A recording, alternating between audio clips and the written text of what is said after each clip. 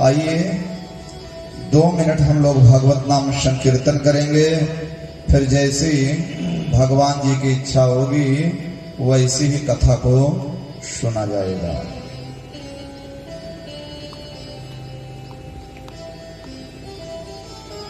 नैया लगा दो पार कन्हैया, नैया लगा दो पार नैया।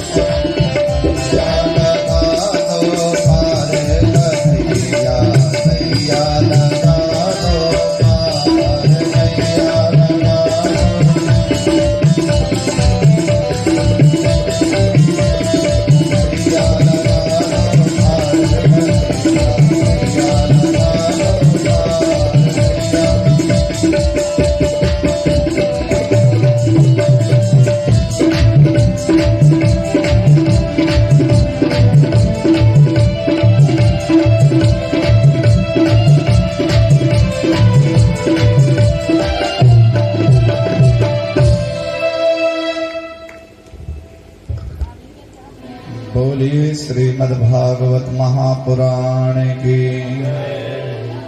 श्रीमद्भागवत महापुराण की, लक्ष्मी नारायण भगवान की, बालकृष्ण भगवान की, श्रीमन्नारायण स्वरूप शालिग्राम भगवान की, भागवत कथा मंडप में आवाहित देवी देवताओं की, विप्र देवताओं की, कुल देवता की, स्थान देवता की, ग्राम देवता की, जय जय सीताराम। नमः पार्वती पतये हर हर महादेव।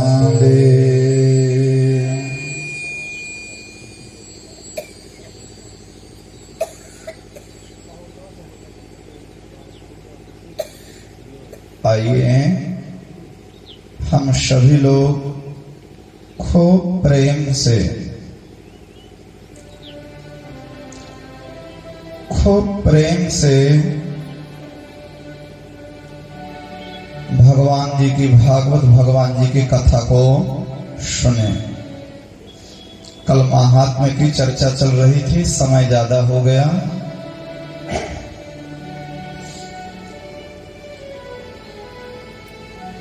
सूत जी सौनकादि ऋषियों को कथा सुना रहे हैं। आत्मदेव ब्राह्मण के यहाँ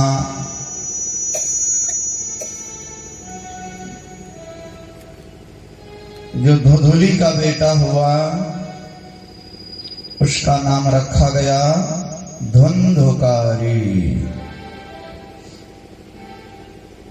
और जो गाय के शरीर से बालक ने जन्म लिया, उसका नाम रखा गया गोकर्ण, क्योंकि उसके जो कान हैं वो गाय की तरह लंबे हैं।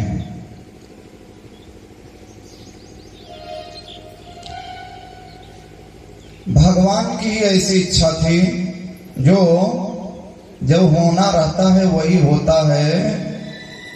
गोकर्ण के जन्म की बात कोई भी जान नहीं पाया। धेन्वा बालः प्रसूतस्तु देवरूपीति कौतुकम्।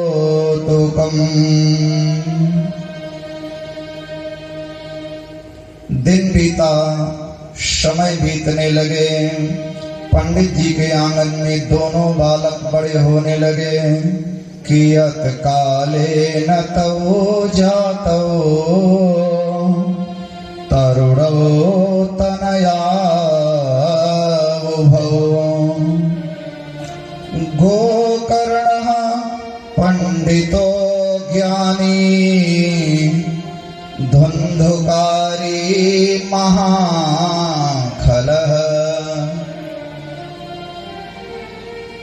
वो जो गाय का बेटा हुआ ना गोकर्ण, गोकर्ण बहुत बड़ा ज्ञानी हुआ। और धुंधुकारी, सनत कुमार कहते हैं नारद, धुंधुकारी महाखलः, बहुत बड़ा दुष्ट निकला। ग्रामीण अर्थों में समझिए तो बहुत बड़ा लंपट, बहुत बड़ा लोफड़, आवारा निकल गया। ब्राह्मण के घर में जन्म लिया है, लेकिन फिर भी इतने बड़े विद्वान के घर में जन्म लिया है, लेकिन इसके बावजूद भी न नियम न संयम, न नियम से स्नान करता, ना ही संध्या बंदन करता। ब्राह्मण को संध्या बंदन करना चाहिए, ना ही तिलक लगाता, ना ही चुरकी रखता। आहार व्यवहार में भी उसके कोई परहेज नहीं था, जहां मन करता वहीं खा लेता।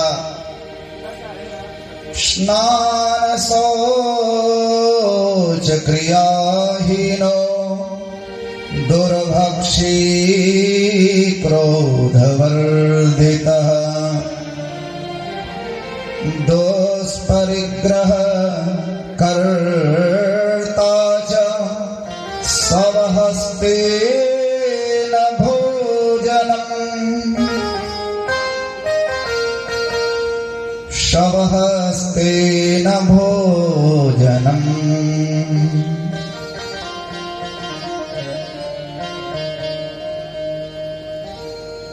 इधर वो जो ब्राह्मण देवता थे आत्मदेव उनकी छोटी छोटी हरकतों को एवॉइड करते गए। एक ही बेटा है, सुधर जाएगा, लेकिन यही गलती किए। माता पिता को अपने बालक के ऊपर में हमेशा ध्यान रखना चाहिए। बच्चे तो कच्चे घड़े के समान होते हैं। जैसे कुम्हार होता है ना, कुम्हार जब बर्तन बनाता है तो कच्ची मिट्टी में कुंभकार जो चित्रकारी कर देता है, घड़ा पक जाता है, घड़ा फूट जाता है, लेकिन वो चित्रकारी कभी नहीं मिटती।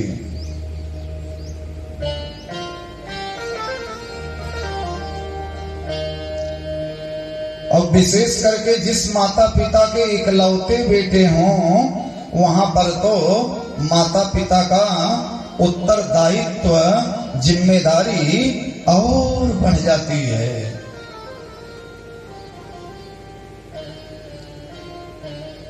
और शास्त्र भी कहता है, लालयेत् पंचवर्षाणि 10 वर्षेण ताडयेत् प्राप्ते तु 16 वर्षे पुत्रं मित्रं वदाचरेत्।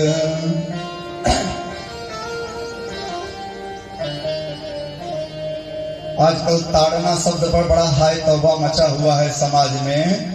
तो लालये पंचवर्षाणी, ऋषि कहता है अपने बालक का 5 वर्ष तक खूब दुलार करना चाहिए। और 10 वर्षेण ताड़ये, 5 से 10 साल की जो अवस्था है, उस समय बच्चे को विशेष देख रेख की जरूरत होती है। ताड़ये, देखते रहो। और जब बालक हमारा 16 साल का हो जाए तो 16 साल के बालक के साथ माता पिता को मित्र का व्यवहार करना चाहिए। पंडित जी अवॉइड करते गए, एक ही बेटा है, सुधर जाएगा। एक संत जी अपनी कथा में कह रहे थे, अगर हमारा बालक, हमारा बेटा, हमारा बच्चा बचपन में कंचे खेलने लगे, वो गोली होती है ना कंचे, बच्चे कंचे खेलते हैं, अगर बालक हमारा कंचे खेलने लगा तो समझो कि फिर हो गई शुरुआत। पहले कंचे गोली खेलते हैं, फिर थोड़े और बड़ा हुआ धुंधकारी भी पहले कंचा खेलना शुरू किया, थोड़ा और बड़ा हुआ तो ताश खेलने लगा। ताश ये मारा नहले पर दहला। और थोड़ा ताश की जब लत बढ़ी तो ताश में दांव लगाने लगा, रुपया पैसा लगाने लगा, जुआ खेलने लगा। और जब जुआ में हारता तो अपनी माँ धुंधली के पास में आता, माता जी मुझे पैसा दे दो। तो धुंधली कहती, बेटा ले जा, सब तेरा ही तो है, ले जा। खूब ले गया। पंडित जी पूजा पाठ में जो कुछ भी सामान पाए थे, थाली, लोटा, गिलास, कटोरी, चम्मच, बर्तन, चांदी का सिक्का, सब जुए में हार गया। और माता से भी ले जाने से जब इसका काम न चला तो चोरी करने लगा। और चोरी में 2-4 बार पकड़ा गया तो बड़ा दुखी हुआ, तो शराब भी पीने लगा। ऐसे ही धीरे धीरे 20 साल का हो गया। इतने बड़े ब्राह्मण के घर में जन्म लेकर के शराब पिए, मांस भक्षण करने लगा, चोरी करने लगा, जुआ खेलने लगा। बहुत बड़ा लोफड़ निकला। 20 साल का अब थोड़ा नवयुवक हो रहा है, और पंडित जी बेचारे अपना कर्मकांड कराने जाते हैं। धुंधकारी लोफड़ है, मुलाकात हो नहीं पाती। और एक दिन रात के 12 बजे धुंधकारी खूब शराब पिया है, शराब के नशे में धोत, आंखें लाल लाल, और ऐसा धुंधकारी जैसे ही घर में प्रवेश किया, एक बाप की हैसियत से,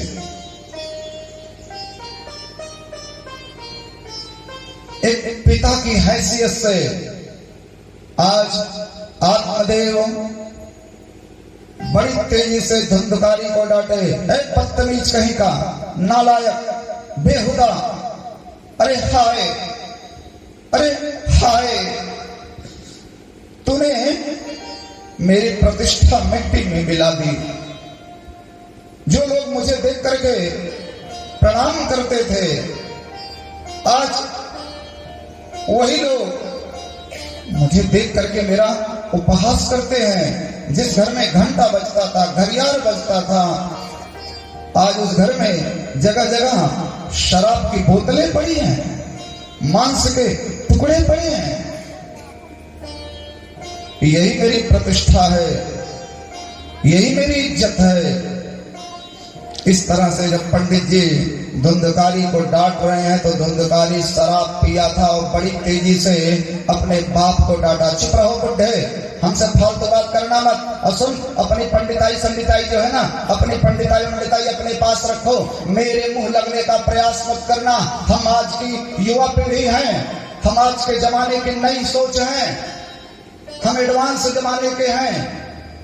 इस लहजे में, शराब के नशे में धुंधकारी ने अपने बाप से बात किया कि अगर पंडित जी कुछ और बोलते तो हाथ भी उठा देता। आत्मदेव ब्राह्मण को गहरा धक्का लगा, उसके हृदय को बड़ा आघात पहुंचा।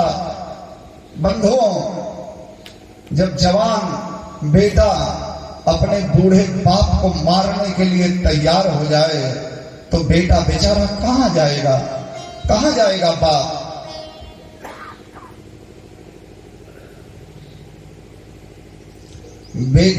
बाप ने बेटे को बड़े अरमान के साथ में पाला पोसा, और वही बेटा बाप को मारने दौड़े। औलाद के खातिर इंसान फिरता है मारा मारा, औलाद के खातिर इंसान फिरता है मारा मारा। उसी वक्त भला क्या मारे, उसी वक्त भला क्या मारे, जिसको औलाद ने मारा। उसे वक्त भला क्या मारे, जिसको औलाद ने मारा।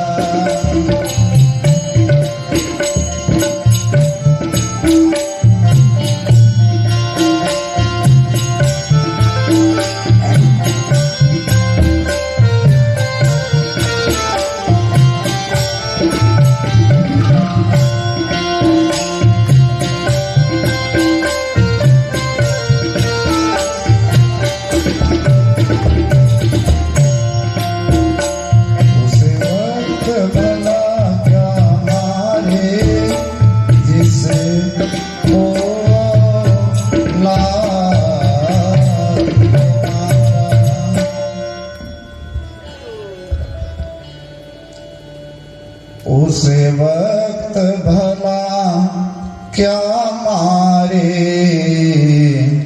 जिसको औलाद ने मारा।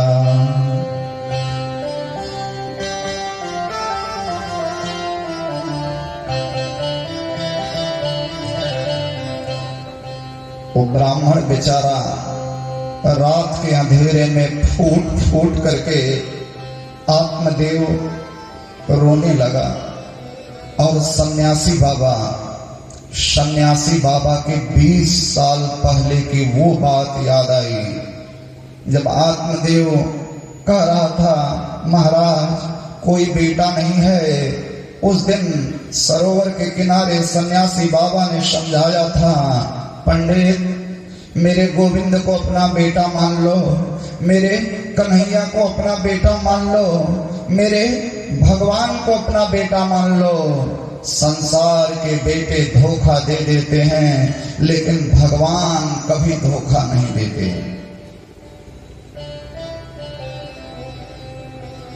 भगवान को अपना बेटा मान लो। जो तू मिटाना चाहे जीवन की तृष्णा, जो तू मिटाना चाहे जीवन की तृष्णा, सुबह शाम बोल वंदे कृष्ण कृष्ण कृष्ण, सुबह शाम बोल वंदे कृष्ण कृष्ण कृष्ण।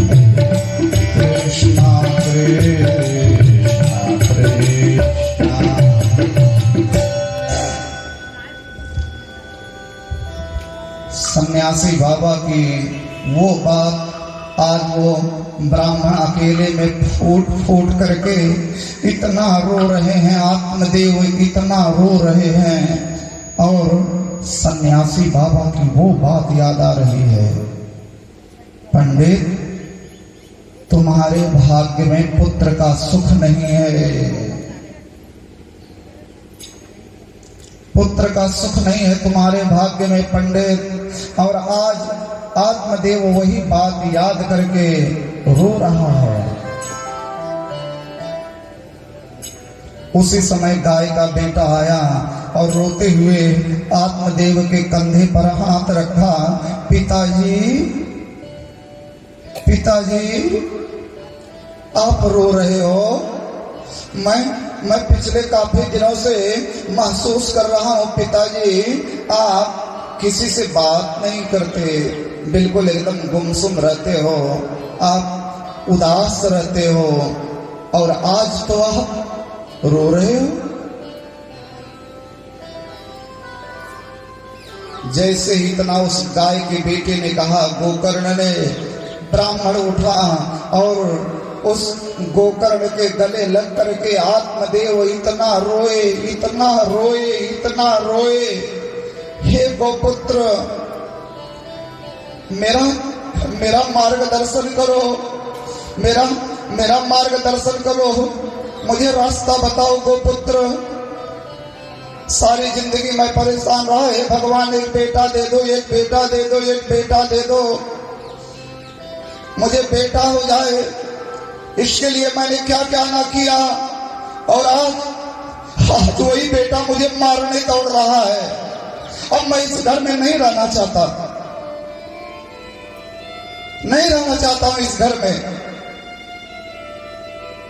मैं यहां से चला जाना चाहता हूं गोपुत्र। अरे बुढ़ापे में बेइज्जत थोड़ी होना है, मैंने जो प्रतिष्ठा कमाई, इज्जत कमाई किसके लिए? बेटे के लिए। आज बेटा मारने के लिए तैयार है, लेकिन मैं जाऊं कैसे गोपुत्र, कैसे जाऊं? मेरे मन में इतना वैराग्य भी नहीं है, और मोह के बंधन को छोड़ना इतना आसान तो नहीं है ना।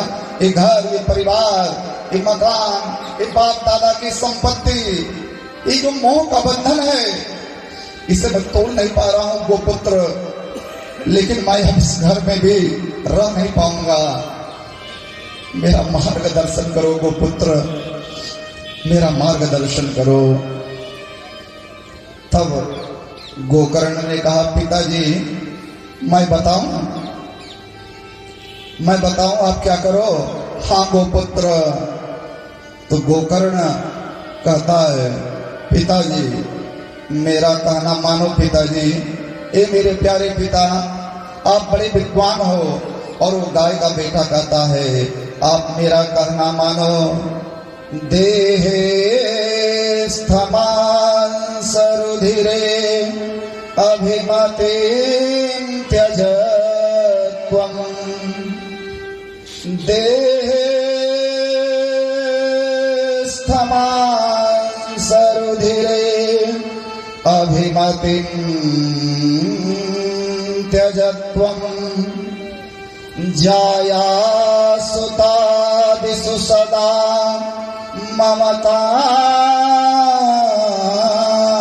विमुञ्च। गोकर्ण कहता है पिताजी सबसे पहली ममता मनुष्य की अपने शरीर पर होती है। अपने शरीर के ऊपर में ये आदमी बहुत अहंकार करता है और इसी शरीर को सुंदर बनाने के लिए हम लोग जाने क्या क्या करते हैं। हम बड़े सुंदर लगे, हम बड़े खूबसूरत लगे, हम बड़े नाइश लगे, हम बड़े ब्यूटीफुल लगे, हमारी त्वचा बिल्कुल ग्लो ग्लो लगे। इसके लिए हम लोग जाने क्या क्या करते हैं। मनुष्य सुंदर बनने के लिए देखो ना कितने पदार्थों का उपयोग करता है।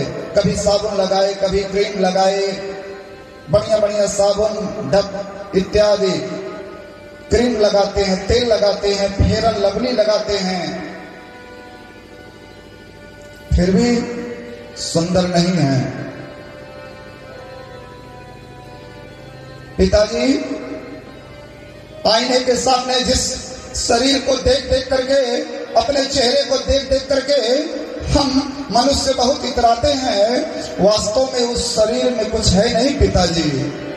इस शरीर में हड्डी है, मांस है, खून है, पीप है, मल है, मूत्र है, विष्ठा है, दुर्गंध युक्त शरीर है पिताजी, दुर्गंध युक्त।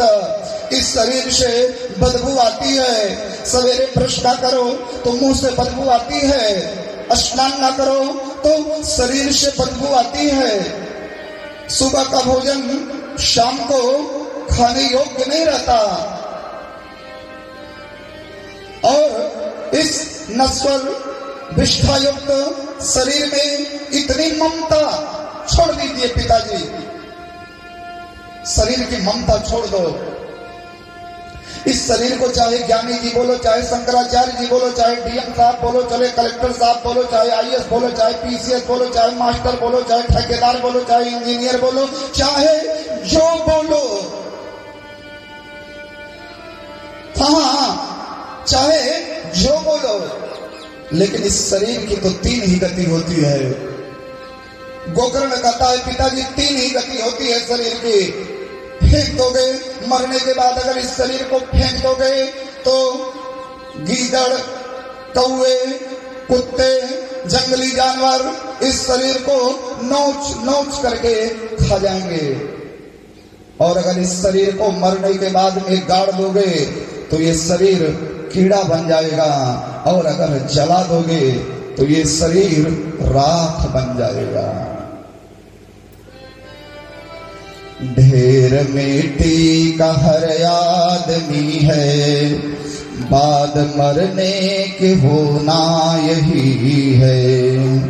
ढेर मिट्टी का हर आदमी है, बाद मरने के होना यही है। या जमीनों पे तुरबत बनेगी, या चिताओं पे जलना पड़ेगा।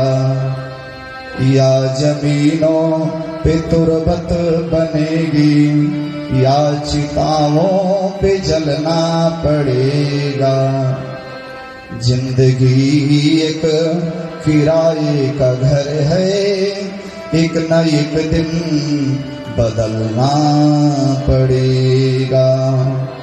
एक न एक दिन बदलना पड़ेगा।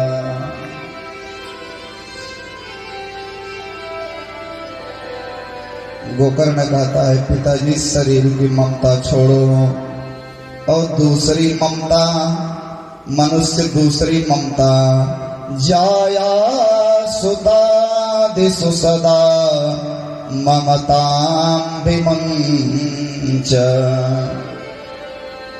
दूसरी ममता मनुष्य की होती है, ये मेरी पत्नी है, ये मेरे बच्चे हैं, ये मेरा घर है, ये मेरा परिवार है, ये मेरी आबादी है, ये मेरा खेत है, ये मेरा खलिहान है, ये मेरा बैंक बैलेंस है, मेरी प्रॉपर्टी, मेरा बंगला, मेरा बैंक बैलेंस। आदमी सारी जिंदगी इसी में परेशान हो जाता है।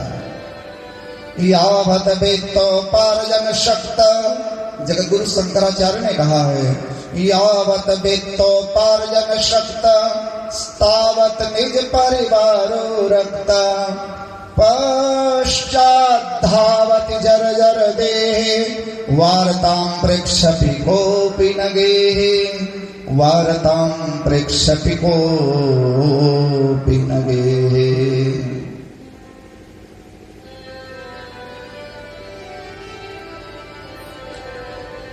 ये पत्नी, ये बच्चे, ये घर, ये परिवार, ये कोठी, ये बंगला, ये ममता भी छोड़ दो पिताजी, छोड़ दीजिए ये ममता। कोठी बंगला कार देख कर क्यों इतना इतराता है।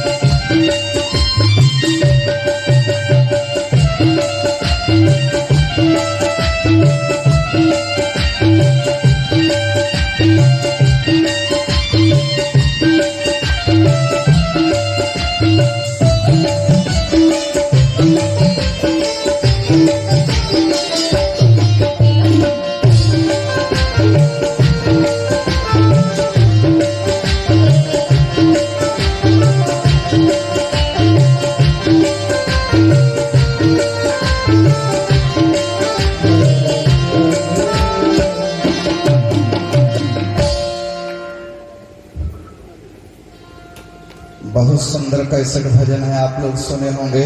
तो गोकर्ण कहता है पिताजी घर परिवार की ममता को भी आप छोड़ दो। पश्यामि जगदिदं क्षणभंग निष्ठम। ए पिताजी, इस संसार क्षणभंगुर है। मनुष्य की औकात केवल पानी के बुलबुले की तरह है। जैसे पानी का बुलबुला आया, बड़ा अच्छा लगा, फिर बुलबुला चला जाता है।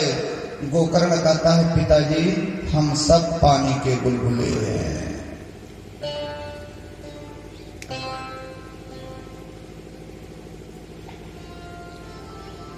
आप वैराग्य रस के रसिक बनो पिताजी। अपने मन में वैराग्य ले आओ। वैराग्य बाहर नहीं है, वैराग्य हमारे मन में ही होता है।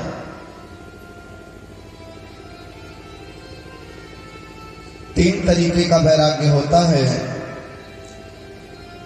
एक होता है मरकट वैराग्य। मरकट वैराग्य उसे कहते हैं एक डाली से, जैसे बंदर एक डाली पर बहुत देर नहीं रहता है, इस डाली से उछल करके उस डाली पर चला जाता है।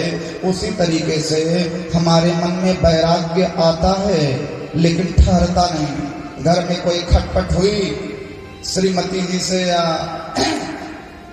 घर परिवार में किसी से विवाद हुआ, और जैसे विवाद हुआ बोले है हम तुम लोगों के लिए इतना सब कुछ किया, कोई हमारी बात नहीं मानता, कोई हमारी बात नहीं सुनता, हम चले जाएंगे अयोध्या, चले जाएंगे मथुरा, चले जाएंगे काशी, किसी महंत को किसी आश्रम में सब अपना दान दे देंगे। जा रहे हैं, बेटा बेटी बहू सब कहे ना ही बप्पा ना ही बप्पा ना ही बप्पा। बोले ना अब बिल्कुल नहीं रुकेंगे।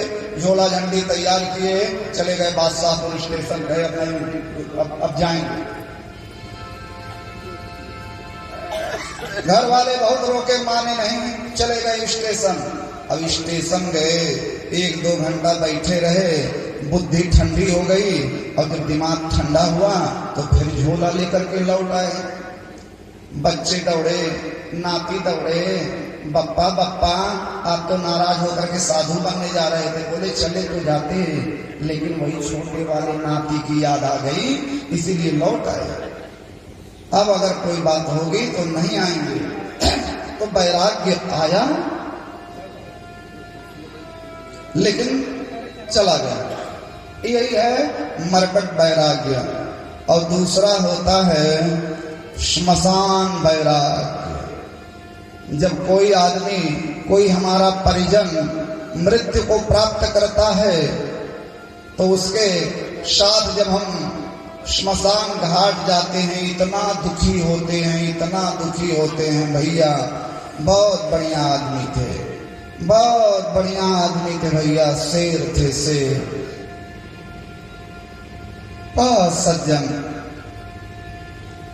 एक लोग बोले समाज में भैया कुछ रखा नहीं है, कुछ नहीं है जिंदगी में। जितनी देर तक चिता जली उतनी देर तक पूरी गीता उतर जाती है, लेकिन जैसे ही लाश जली, स्नान किए, सारा वैराग्य गायब हो जाता है।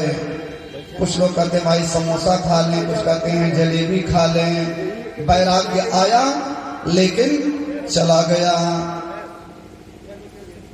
और तीसरा वैराग्य है सच्चा वैराग्य। सच्चा वैराग्य जो होता है वो फीलिंग यहां से आती है, दिल से। किसी को त्यागना है तो दिल से त्यागो। कबीर जी ने कहा है सच्चा त्याग कबीर का जो मन से दिया निकाल, जिसका मन मैला भया वो डूब गया मझधार। जिसका मन मैला भया वो डूब गया मझधार।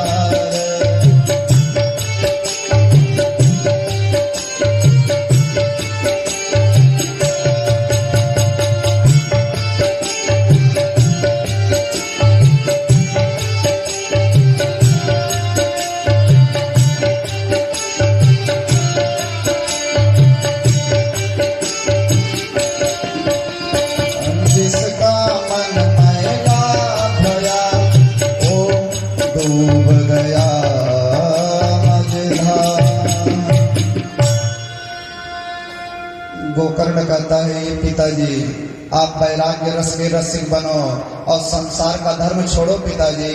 धर्मम भजस्व सततम त्यजलोक धर्मान। आप साधु का धर्म अपनाओ, संसार का धर्म छोड़ो पिताजी। संसार के धर्म में, लोक के धर्म में कुछ रखा नहीं है। संसार का यही धर्म है, ये बहुत बढ़िया आदमी है, ये बहुत खराब आदमी है, ये बड़े अमीर आदमी हैं, ये बड़े गरीब आदमी हैं, ये बड़े अच्छे हैं, ये बड़े बुरे हैं। यही है संसार का काम।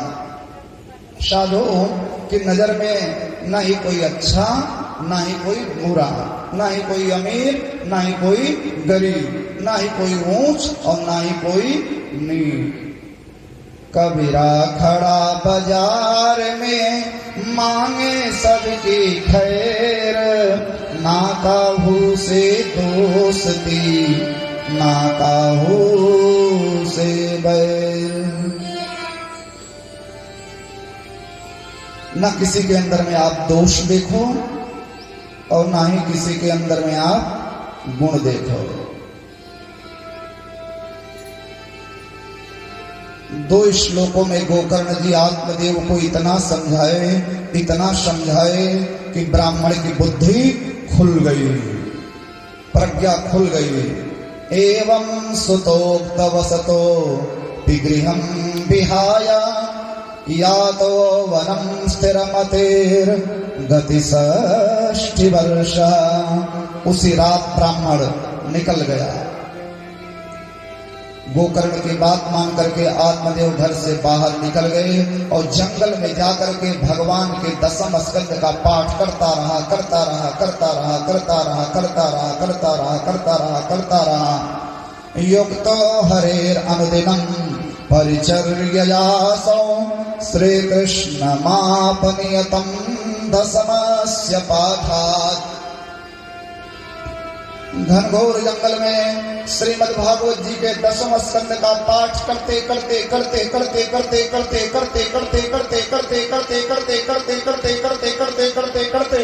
वो ब्राह्मण मुक्त हो गया।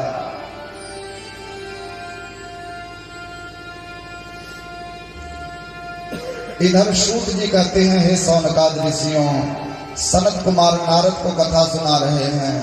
धुंधकारी बहुत पापी था, बहुत बड़ा नीच था, बहुत बड़ा लोभड़। अपने बाप के जाने के बाद में आज इस पापी ने अपनी माँ को इतना मारा। धुंधली रोए, बेटा मुझे मत मार बेटा। मारे अपनी बूढ़ी माँ को लाठी से, डंडा से मारे। दे बुढ़िया दे, मुझे रुपया दे। धुंधली कहती है, बेटा जितना सब लेकर के चला गया, अब मेरे पास कुछ नहीं है। बोले बुढ़िया, अभी मैं तुझे 5 मिनट का वक्त देता हूँ, अगर 5 मिनट के अंदर में तू मुझे रुपया नहीं दी, अब की बार लात से मारूंगा तुझे, लात से। अपनी बूढ़ी माँ को ये पापी चेहरे के पास में लात ले जाए। हने से लत्तया नचेत। इतना मारा धुंधली को, इतना मारा।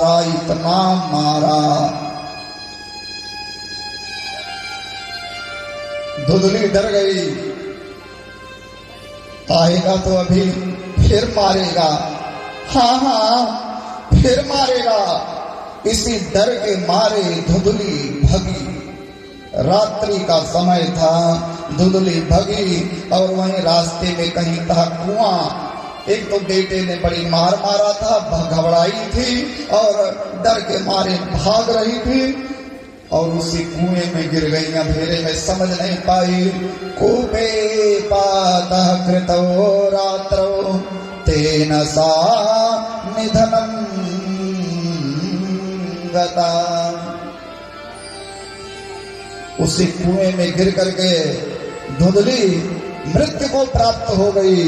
सनत कुमार को थोड़ा अमरस है। सूत जी कहते हैं, मर गई तो मर गई तो जस करनी तस भोगे उठाता, नरक दात काहे पछताता। जैसे तो तैने करनी की थी, मर। यही ना प्रपंच फैलाई थी। और बहन का बेटा ले आई, महात्मा का फल खाया नहीं। पंडित जी का क्या हुआ? पंडित जी तो मस्त हो गए, ब्राह्मण को मस्त हो गया दशम स्कंद का पाठ करते हुए। धुंधली ने जैसे करनी की थी, अवश्यमेव भोक्तव्यम कृतं कर्म शुभाशुभम।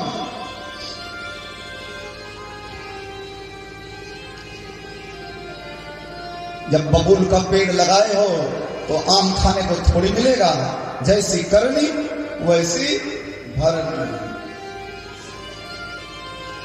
गोकर्ण जी कहे भैया बहुत खतरनाक आदमी है ये बहुत खतरनाक आदमी है।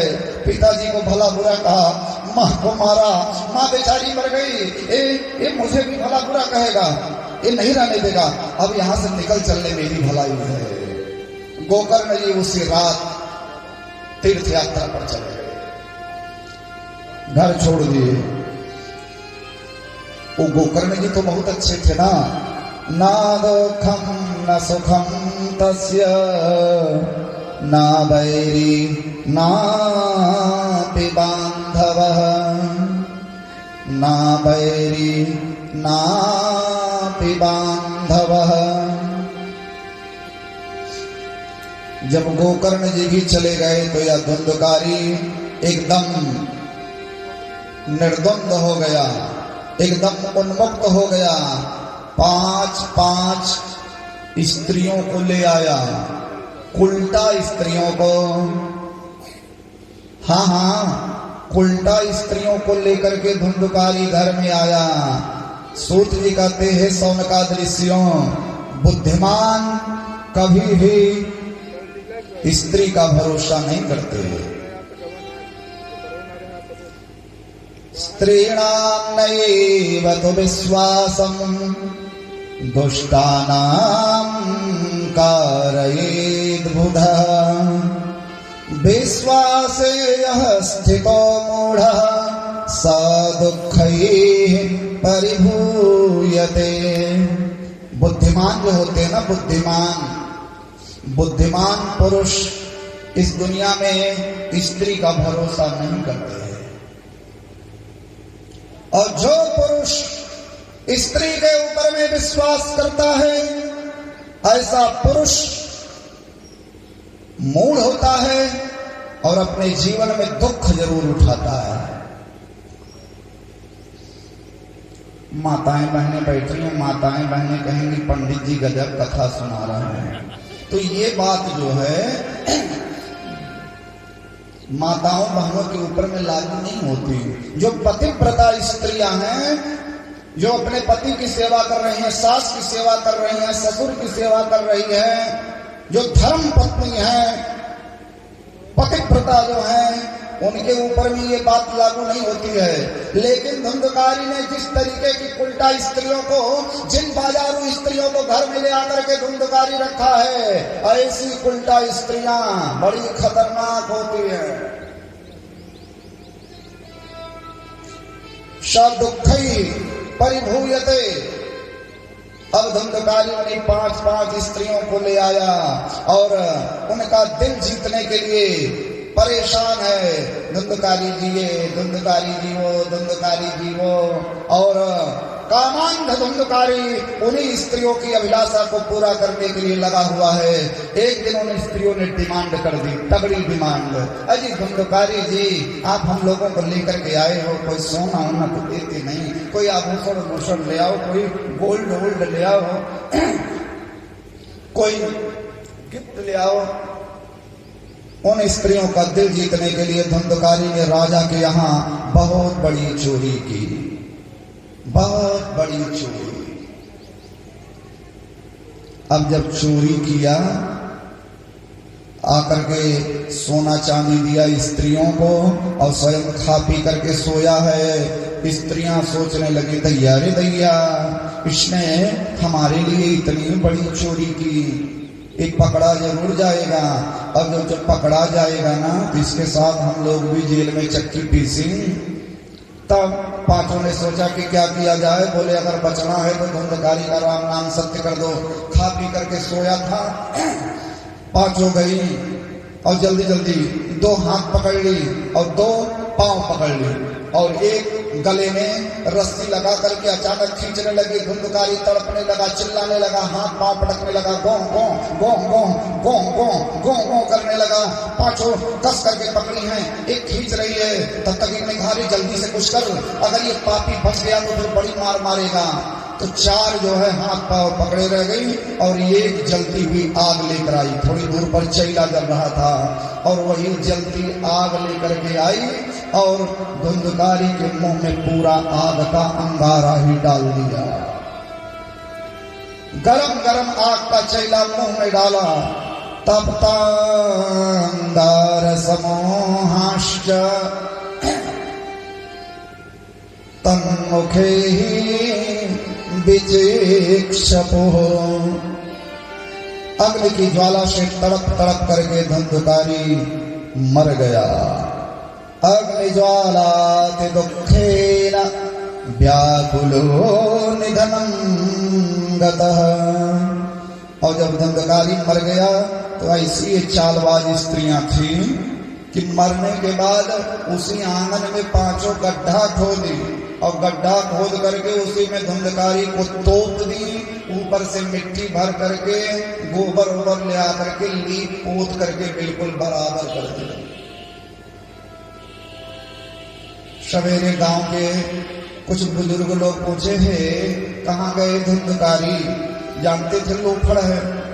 तो एक पांचों तुरंत बोले वो गए परदेश कमाने के लिए, हमारा परिवार बड़ा हो गया था ना, इतना बड़ा परिवार अब कैसे चलेगा। तो धुंधकारी परदेश गए हैं कमाने। लंपट लोफड़ था ही। लंपट लोफड़ को ये समाज बहुत ज्यादा सीरियसली थोड़ी लेता है। बुद्धिमान लोग कहीं अपना 4-6 दिन के बाद बात आई गई हो गई, किसी ने ध्यान दिया नहीं और वो स्त्रियां भी देखी जब माहौल ठंडा है तो जितना सोना चांदी था सब लेकर के वो सब रफू चक्कर हो गई। वो तो सब उल्टा स्त्रियां थी, पुरुष चली गई। बहुत दिनों के बाद अब धुंधकारी उसी घर में, चूंकि अकाल मृत्यु हुई है, प्रेत बना, महाप्रेत, भयंकर प्रेत बना है। बहुत दिनों के बाद गोकर्ण जी तीर्थ यात्रा करते रहे और एक दिन अपनी जन्मभूमि पर आए।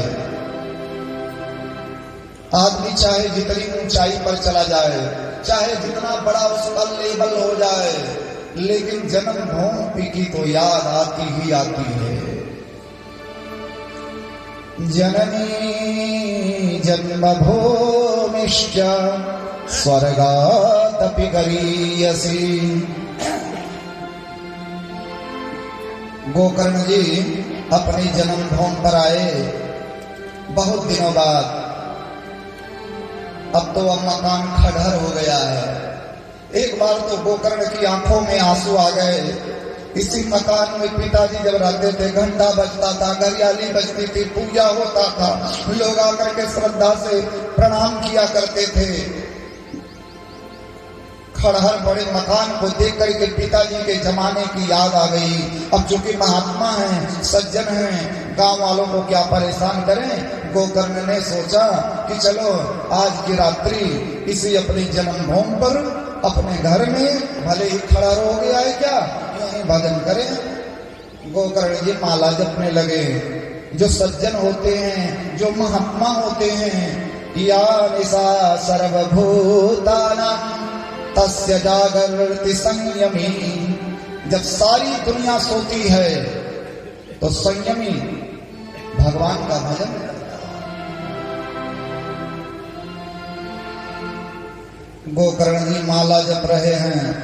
उसी समय रात्रि के 12 बजे बड़े भयंकर शब्द गोकर्ण जी को सुनाई पड़ने लगे। बड़े भयानक शब्द सुन करके गोकर्ण जी कांपने लगे। कौन ये आवाज कहां से आ रही है? कभी हाथी बोले, कभी घोड़ा बोले, कभी कुत्ता बोले। गोकर्ण जी कहे बाप रे बाप, ये डरावने शब्द। कभी आंधी चलने लगे, कभी तूफान आने लगे, कभी अचानक अग्नि जल जाए।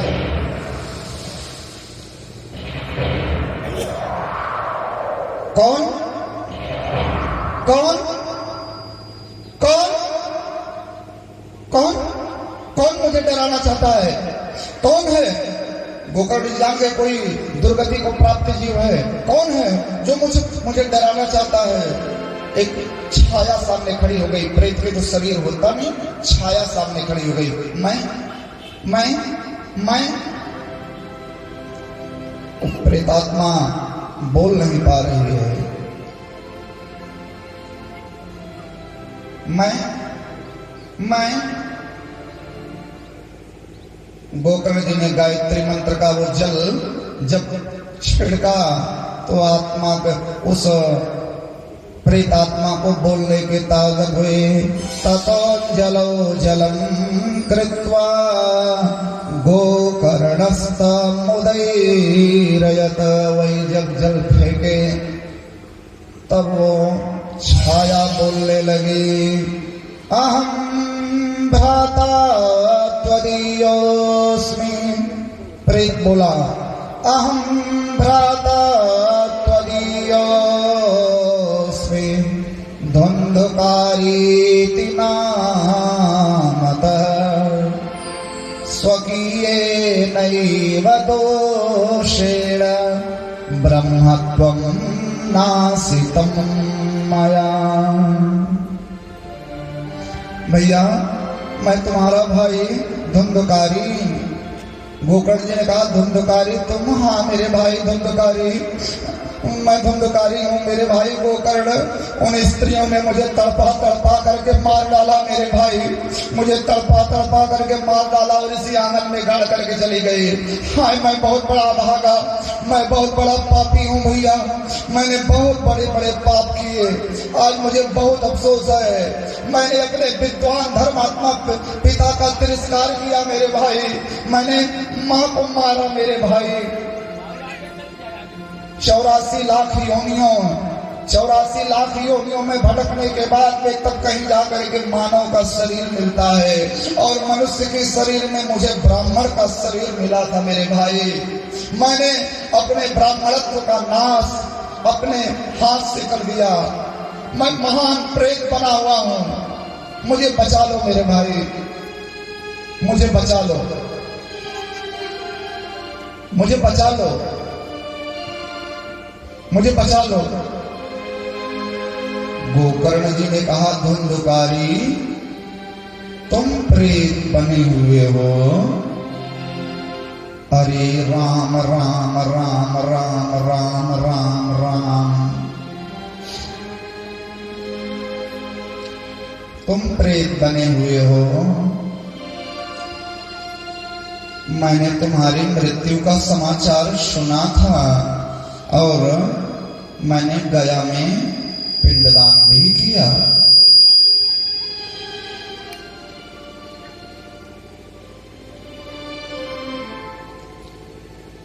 प्रेत ने कहा एक गया नहीं 1000 गया में पिंडदान करिए फिर भी मेरी मुक्ति नहीं होगी।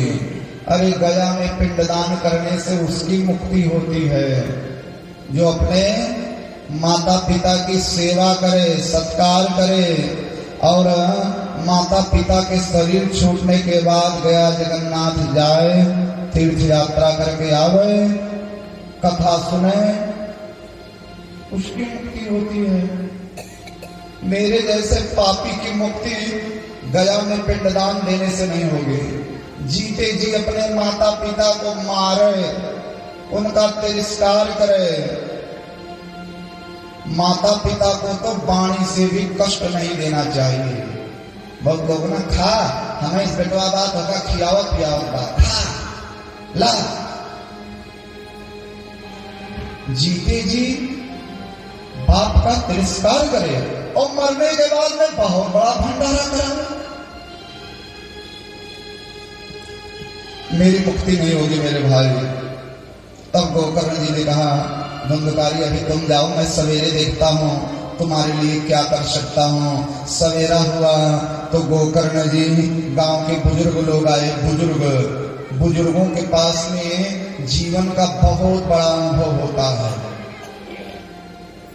चाहे जितने बड़े विद्वान रहिए, लेकिन वृद्ध सेवा और वृद्धों से सलाह बहुत जरूरी होती है। किसी शायर ने कहा है, नई रोशनी और पुरानी रोशनी में बस फर्क इतना है। नई रोशनी और पुरानी रोशनी में बस फर्क इतना है। उसे कश्ती नहीं मिलती, इसे साहिल नहीं मिलता। नई रोशनी कौन है? हमारी युवा पीढ़ी, ये जो नौजवान लोग बैठे हैं, ये नई रोशनी है।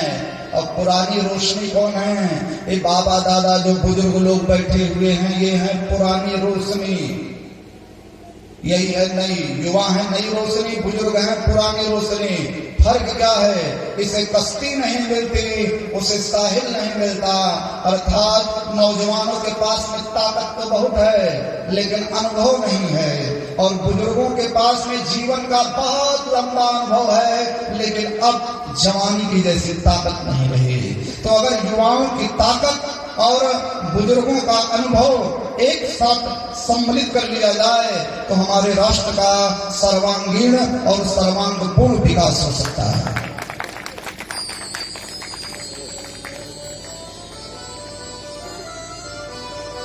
स्वामी विवेकानंद के पास में ज्ञान नहीं था, लेकिन आवाज थी। आवाज बहुत अच्छी थी, लेकिन ज्ञान नहीं था। और रामकृष्ण परमहंस जो उनके गुरु, उनके पास में ज्ञान था, लेकिन आवाज नहीं थी। तो विवेकानंद की आवाज और स्वामी रामकृष्ण के ज्ञान ने इस संसार को वो क्रांति दिया। शिकागो के धर्म सम्मेलन में विवेकानंद जी ने वो डिंडिम घोष किया कि उसकी गूंज आज तक शिकागो में है, लेकिन वो आवाज विवेकानंद की थी। ज्ञान था रामकृष्ण परमहंस का। प्रेम से बोलिए जय श्री कृष्ण।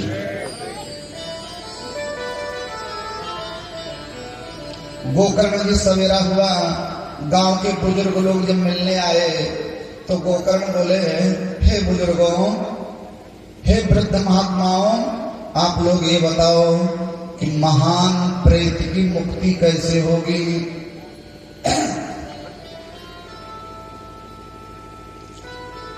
अब बुजुर्ग लोग भी समझ में ना आवे, तो गायत्री मंत्र के प्रभाव से गोकर्ण जी ने भगवान सूर्य को रोक लिया। और भगवान सूर्य ने स्पष्ट कहा, श्रीमद् भागवतां मुक्ति सप्ताह वाचनम कुरु। महान प्रेत की मुक्ति होगी भागवत की कथा से। तो गोकर्ण जी के ने धुंधकारी की सदगति के लिए भागवत जी का आयोजन किया। व्यास गद्दी बनी, लेकिन प्रेत कैसे इस कथा सुने? प्रेत के तो शरीर होता नहीं। तो वहीं पर एक 7 ग्रंथि का बांस रखा था, भगवान की कृपा से वहीं पड़ा था। उसी में जाकर के धुंधकारी बैठ गया, क्योंकि बांस के अंदर में हवा का प्रकोप नहीं होता। और जैसे पहले दिन की कथा भई, पहली ग्रंथि फट गई, द्वितीय में तथा सायं द्वितीय ग्रंथि भेदनम। दूसरे दिन की कथा भई तो दूसरी ग्रंथि फट गई, तृतीय में तथा सायं तृतीय ग्रंथि भेदनम। तीसरे दिन की कथा भई, तीसरी ग्रंथि फट गई। एवं सप्तदिनेश्चैव सप्त ग्रंथि विभेदनम। 7 दिन पूरा हुआ और 7 ग्रंथियां फट गई। और उसी बांस में से दिव्य रूप धरो जातस तुलसीदाममण्डितः पीतवासो घनश्यामो मुकुटिकुण्डलान्वितः। तुलसी की माला पहने, बढ़िया दिव्य पीतांबर पहने, कुंडल उंडल पहने, धुंधकारी प्रकट हो गया और भागवत की कथा के प्रभाव से बहुत सुंदर शरीर मिली है। धुंधकारी को देख देख करके गदगद हो रहा है, ये मेरे भैया को करना, देखो देखो मुझे कितना सुंदर शरीर मिला है। हाँ हाँ, मुझे कितना सुंदर शरीर मिला है। देखो भगवान के दूत आए हैं। गोकर्ण तुम धन्य, तुम्हारी कथा धन्य, भारतवर्ष के लोग धन्य जो भगवान की कथा सुनते हैं।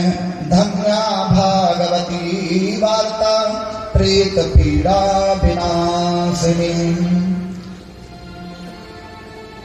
बहुत बहुत धन्यवाद दिया धुंधकारी गोकर्ण को कि भाई तुमने मुझे मुक्त कर दिया। देखो देखो भगवान के दूत आए हैं, मेरे लिए विमान आया है मेरे भाई गोकर्ण, मैं वैकुंठ जा रहा हूं। हाँ, मैं वैकुंठ जा रहा हूं। तब गोकर्ण जी ने भगवान के दूतों से कहा, सुनो दूतों, अकेले धुंधकारी के लिए ही विमान क्यों? अत्रैव बहवः सन्ति श्रोतारो मम निर्मलाः आनीतानि विमानानि न तेषां युगपत्कुतः।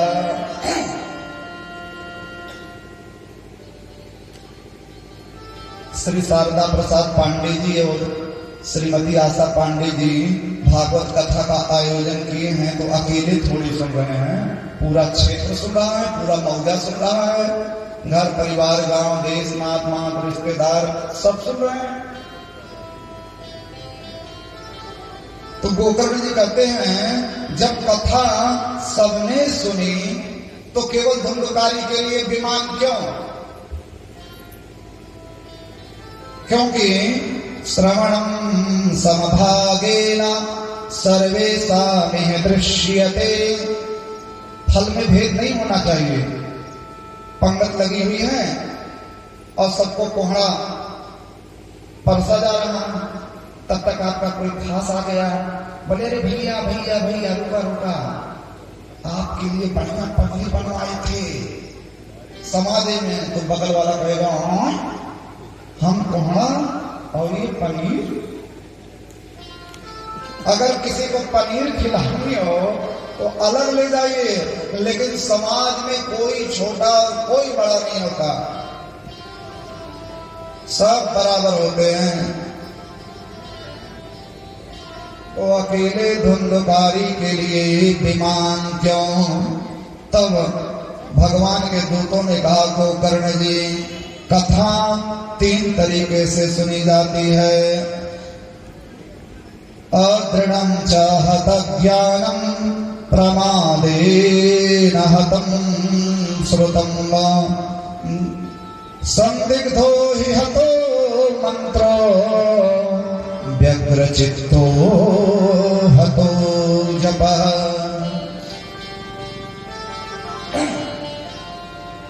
कथा का नियम है, कथा को सुनो, सुनो गुनो धुनो, तब कथा समझ में आएगी। कथा तो हम लोग रोज सुनते हैं, कहीं न कहीं टीवी में सुनते हैं, यूट्यूब में सुनते हैं, हर जगह सुनते हैं, लेकिन फिर भी हमारा सर्वांगीण विकास क्यों नहीं हो रहा है? क्योंकि हम कथा तो बहुत सुनते हैं, लेकिन हमने कथा का मनन ना किया, हमने कथा का चिंतन ना किया। और जब तक जीवन में अध्यात्म नहीं आएगा, मनन नहीं आएगा, चिंतन नहीं आएगा, तब तक आनंद नहीं आएगा। कथा का नियम यह है, भगवान के दूतों ने कहा गोकर्ण जी कथा को सुनो। यहां तो 3 तरीके के श्रोता होते हैं। एक होते हैं श्रोता, ओबीसी पांडाल में आते हैं, वो केवल कथा सुनना चाहते हैं। हमने कई जगह देखा है, बुजुर्ग दादा लोग आ जाते हैं, कथा सुनने के लिए बैठ जाते हैं और एकदम दत्तचित्त होकर के कथा सुनते हैं। और अगर उस दौरान एक भी बालक बोल दिया तो फिर दादा लोग महाराज बात नहीं सुनने दे रहा है। हम कई जगह देखे बच्चों के दुर्दशा, आगे से डांटे, पीछे से डांटे तो आगे गए और आगे वाले गए पीछे, महाराज की बात नहीं सुनने दे रहे, तभी गए पीछे। भाव से बोलिए जय श्री कृष्ण। तो ऐसे बुजुर्ग दादा लोग कथा सुनने के लिए आते हैं, वो है श्रोता। कई जगह हम देखे हैं जहां बहुत ज्यादा गीत संगीत होने लगता है, जहां बहुत ज्यादा भजन कीर्तन होने लगता है, ये बुजुर्ग दादा लोगों का दिमाग जो है वो डिस्टर्ब हो जाता है। चला हो सब गाँव नहीं बजने वाली कहानी बा।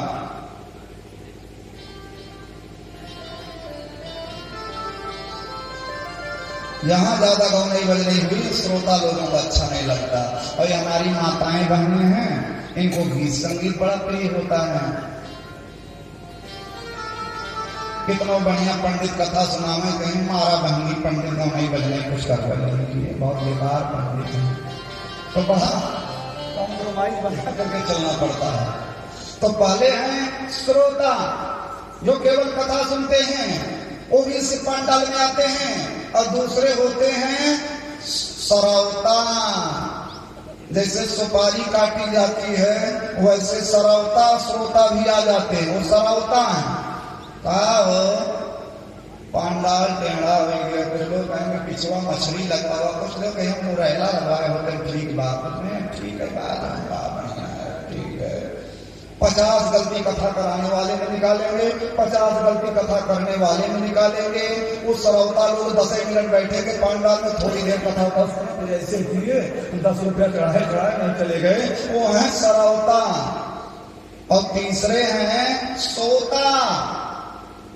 हाँ सोता, आप आजमाइश कर लीजिएगा, जितनी सुंदर नींद कथा सुनते समय आती है उतनी सुंदर नींद कहीं आती होती नहीं है। न गद्दा में, न रजाई में, न पंखा में, न कूलर में, न एसी में। अरे नींद की गोली खाने पर भी उतनी बढ़िया नींद नहीं आती जितनी बढ़िया नींद कथा सुनते समय आती है। तो बहुत सारे भगत आते हैं, आंख बंद कर लिए, कोई कहा सो रहे हो भाई, नहीं भाई ध्यान लग रहा, पंडित कथा सुनावत है, कुछ पर नई पुराण याद आ गई, आंख बंद किए। अच्छा, इस मामले में हमारी माताएं रिकॉर्ड तोड़ देती हैं, सोने के मामले में तुरंत रिकॉर्ड तोड़ती हैं। अरे भाई इनको नींद आएगा तो घूमट लगा लेंगी और घूमट के नीचे एक नींद मार देंगे। व्यास जी को कहां पता लग पाएगा। अब पुरुष लोगों के ऊपर तो निगाह चली जाती है।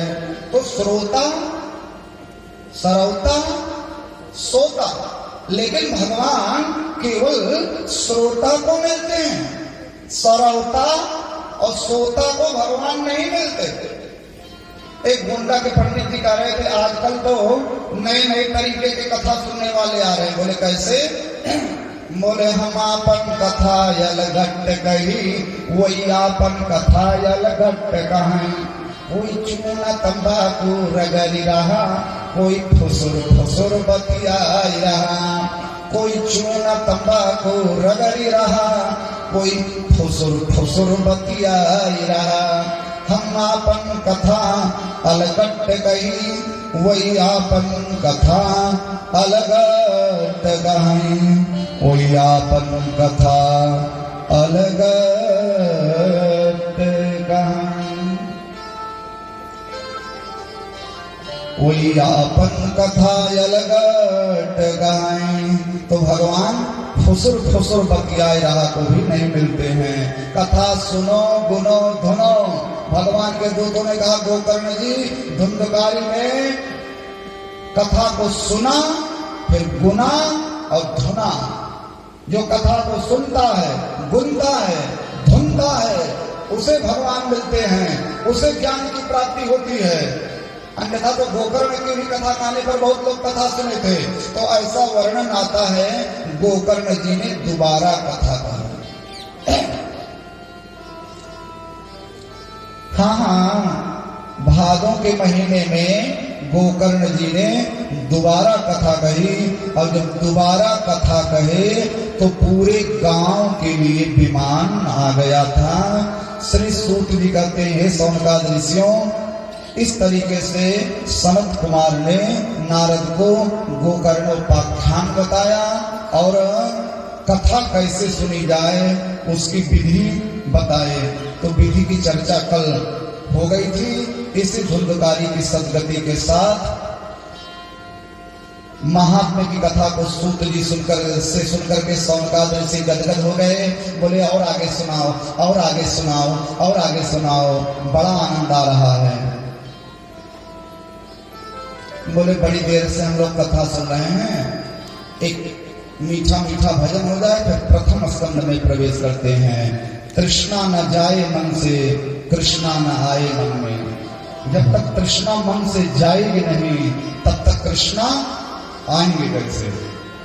जो तुम मिटाना चाहे कहते हैं ना जीवन की तृष्णा, तो तृष्णा न जाए मन से, कृष्णा न आए मन में। यही प्यारा प्यारा निर्गुण सुनते हैं, फिर कथा में प्रवेश करते हैं। कृष्णा न जाए मन से, कृष्णा न आए मन में। कृष्णा न जाए मन से, कृष्णा न आए मन में। जतन करूं मैं हजार, कैसे लगेगी मैया पार।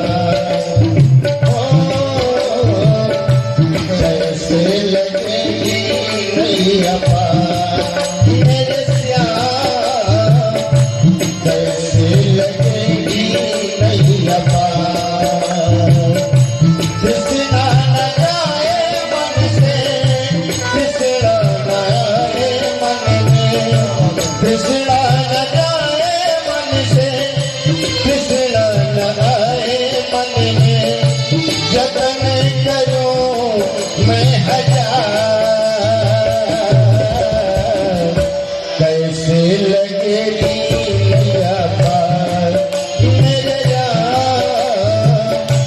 कैसे लगेगी मैया पार ओ मेरे राम। कैसे लगेगी मैया पार।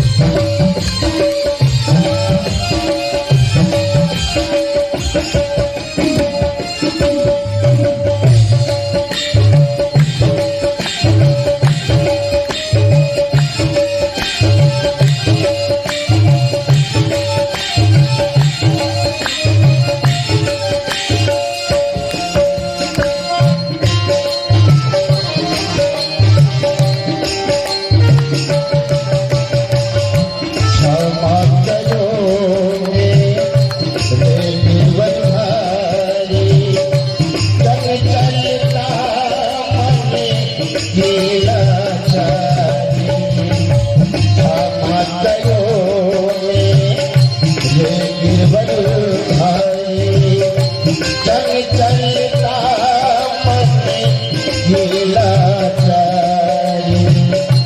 लगन जगा दो मन में स्वामी तुम हो प्रभु की अंतर्यामी